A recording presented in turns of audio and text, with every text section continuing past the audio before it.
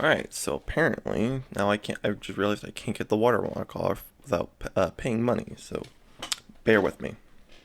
Also, I read off the script just because, for the most part, it helps me, especially with the longer content. Like today.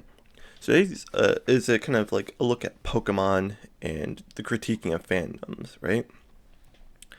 So when I was a kid, my parents were still trying to find out if you know, ways for me to not be as much of a little shit, because I was.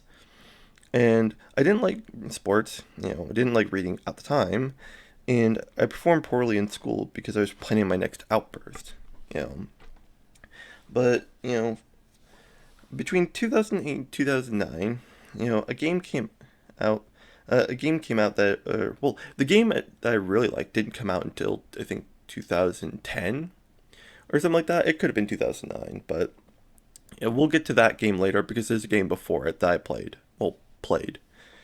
You know, and that opened my, this was before I'd even discovered Percy Jackson, which ironically led me to being reading, right? I don't know how you make the jump between Percy Jackson Goosebumps to Stephen King, but I did. And the game was a popular franchise called Pokemon. Now, I'm certain you've all heard of Pokemon, but just for those who don't, I'm gonna summarize it, right? Well, in a minute, not now. I would say that technically my first game was Pokemon Platinum, but I got it from Blockbuster, and someone forgot to delete the save, so didn't really start, but I had a Rayquaza, so yeah, didn't really count. And, and if you don't know what Blockbuster is, it was a video rental chain store that, went against Netflix, right? And now it's laughing from the shadows as Netflix starts to join it. Right? Now, if you want more information on Blockbuster, I was around towards the tail end of it. See, I was born in the magical year of 2000. So that game that I looked up earlier. It officially closed in 2014, but there's a whole comprehensive video on it by Moist Critical, right? Since he was around for quite a bit more of Blockbuster's history than I was, right? And okay, I'll make sure to put that link in the description. But my first Pokemon game was actually Pokemon White version, uh, on a DS that survived hell, famine, and fire because apparently it was blessed with Unbreaking 3. You know, I know that's not the strongest enchantment of Unbreaking, I'm pretty sure, in Minecraft, but just I don't know how many there are. Um, yeah, and my first starter was actually Tepig, and I didn't realize because I was a kid at the time how much people hated bipedal Pokemon. But actually, I'm very fond of the Pokemon from that generation. And Pokemon's still even one of the only games I still play to this day.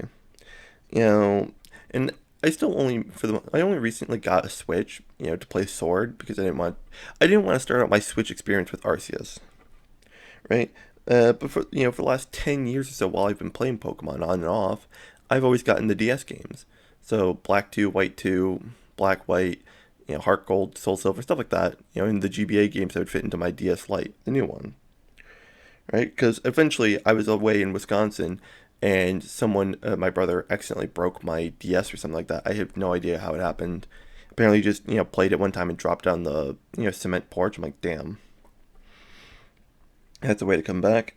And now, why am I kind of telling you? Like I said, at the top of the video, it's about but why am I telling you this? Like I said before, it is about critiquing things. Yeah, let me change that page. Oh my god, this is like a whirlwind of ASMR. Jesus. Alright. Now, I had a coworker yesterday tell me they don't really understand Pokemon. Now, if I were to guess his age, I'd place it in Gen X. Now, mostly it's Gen X and the Boomers, right? That don't seem to understand Pokemon and they don't understand the appeal and stuff like that.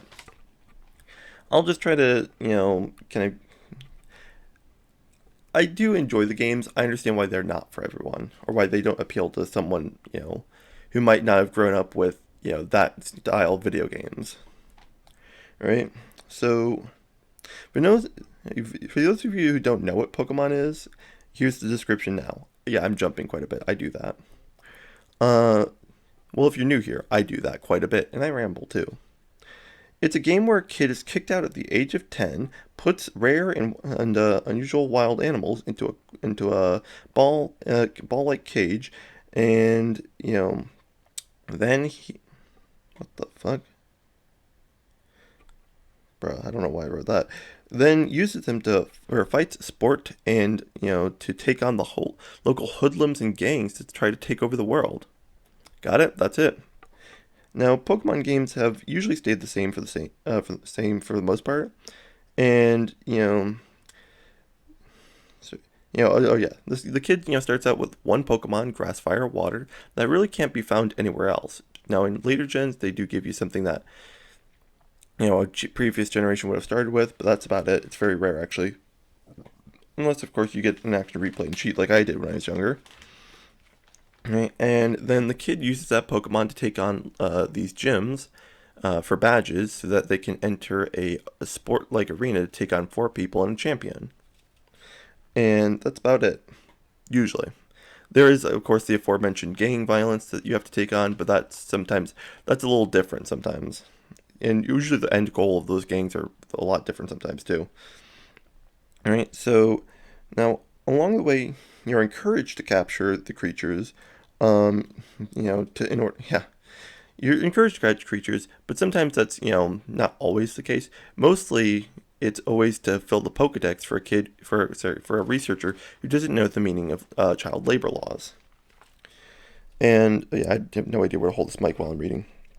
Right now, even Sun and Moons aren't really that different because the Kahunas are just kind of more like gym challenges than anything else.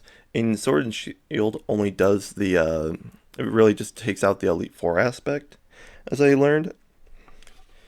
Now, the only one up to that really seems to have made a little bit of a difference in trying something new was actually Legends Arceus that released, I think it released January of this year, 2022. In case someone's finding this 7 years later for some reason, right? And yeah, and I've not played that one again. I just didn't want to start my new experience out with that one. Now, before I do forget, Pokemon is, in my opinion, to me, uh, it's near and dear because it was a game I could get behind. I really didn't play a lot of games. I was bad at FPS games, so Call of Duty was out of the question. I really didn't enjoy it all that much. I did end up getting into World of Warcraft and playing it quite substantially for, most of my high school years and parts of my college years. But it was really Pokemon that really I did enjoy quite a bit. That old classic turn-based RPG, which I didn't realize also applied to Final Fantasy, but I've never played any of those games still. Like I said, not much of a gamer, right? And I know it's not for everyone, but mainly the most obvious appeal is catching and training these creatures. That's about it. Some of them are cute, some of them are cool. It's a certain type of game, and I do enjoy it. Now we get into like the toxic fandom aspect of this video. Now, as you know, sometimes fandoms will be toxic. I remember when I had My Academia poster up over there, where the mirror is now, that people are like, oh, you like My Hero Academia? That's toxic fandom. Like, I don't know, Deku's a bit of a chump, but like I like him. He's actually inspirational to me, right? And the same goes for a lot of fandoms. Pokemon, Yu-Gi-Oh. There's a bunch of things, right? Now, why do fandoms get toxic? Well, I heard a quote that turns into it's from a comedian that's meant to be a setup for a joke, but it stands quite true, to be honest. From our earliest days, humans would, kind of fight like badgers if we felt our clan, our group, or, whatever was being challenged by another or disrespected. And that feeling seems to have carried into the present day. Now, prior to games, that usually was teams and sports, or cities, or nations, or whatever, right? Now, now it's kind of stuff like that. Now it seems to be games as well. Obviously, other things like music, BTS stands, actors, movies, stuff like that. All sorts of things, right? If it exists, I don't know if this is an internet rule yet, but internet rule number 12. If there's a fandom, there's someone willing to, scream at you for it. There you go.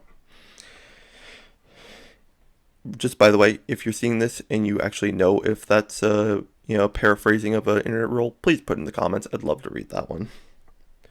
Right? Now, a lot of common ways to say it, it's like, whoa, you don't like Fortnite? Well, you're just a boomer. You don't like Tom Petty? You're a communist. Something that was actually said to me. Right? What's the next?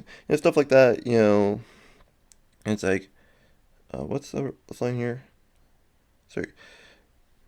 Yeah, oh, yeah. Yeah, my favorite one actually is, what? You didn't pray to God for strength and healing? Burn the witch. Yeah, comedy. Uh, but it seems, to, just, yeah, obviously it speaks for games as well. It's like, oh, you don't like Pokemon? Return the game. At risk of beating a dead horse of, ways to say it. You know, yeah, that's exactly what happens. Like, popular streamer, Moist Critical, if you haven't ever heard of him, I reference him quite a bit sometimes. Was frequently asked when playing Brilliant Diamond and I think he played Arceus and Sword and Shield at one point.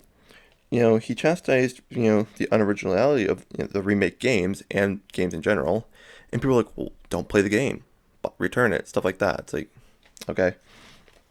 You understand the game loses quite a bit of value also when you try to resell it. So it's even if it's not as worth as much when you bought it, it's worth even less sometimes when you try to return it or resell it. Unless it's Pokemon, then people upcharge quite a bit.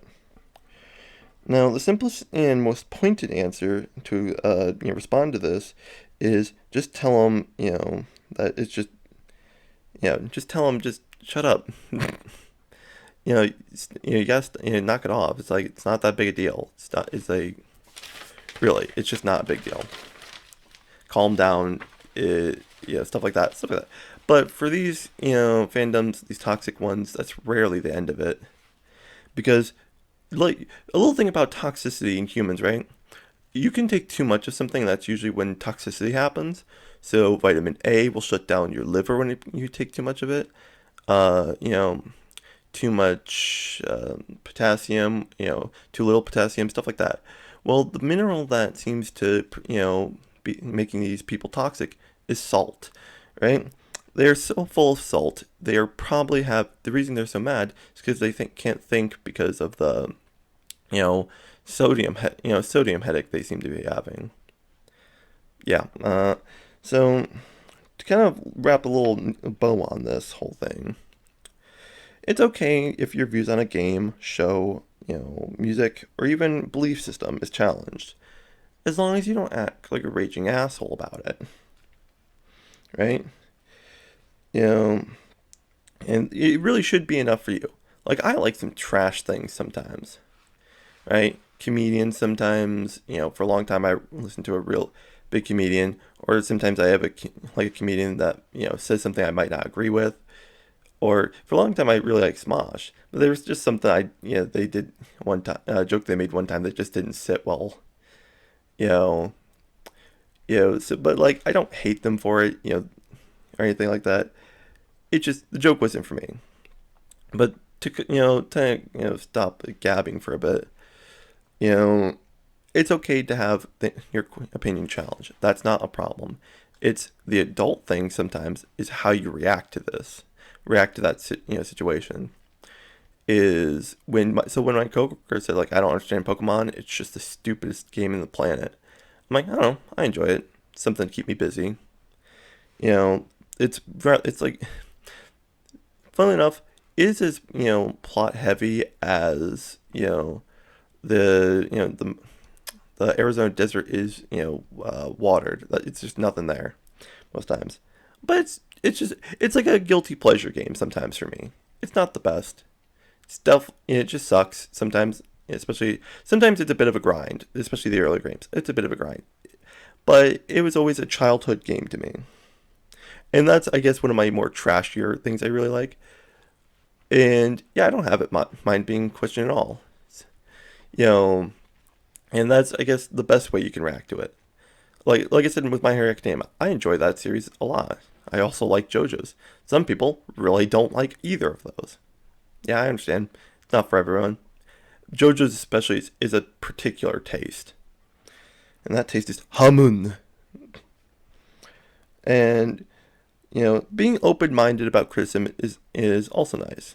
It's like, so like if somebody says, like, oh, I don't like Elden Ring, it's too like, glitchy, or like, it's too hard, something like that. It's like, I don't know, here, this game, try this game, or something. Give them like a recommendation or something like that, or just be like, it's a particular taste, no, not a big deal, and you move on with the situation, because there's nothing more memeable, or you know there's nothing that's going to get someone to pull out their phone and basically humiliate you than just screaming at somebody and harassing them on the internet about a particular opinion or take they have on your favorite game.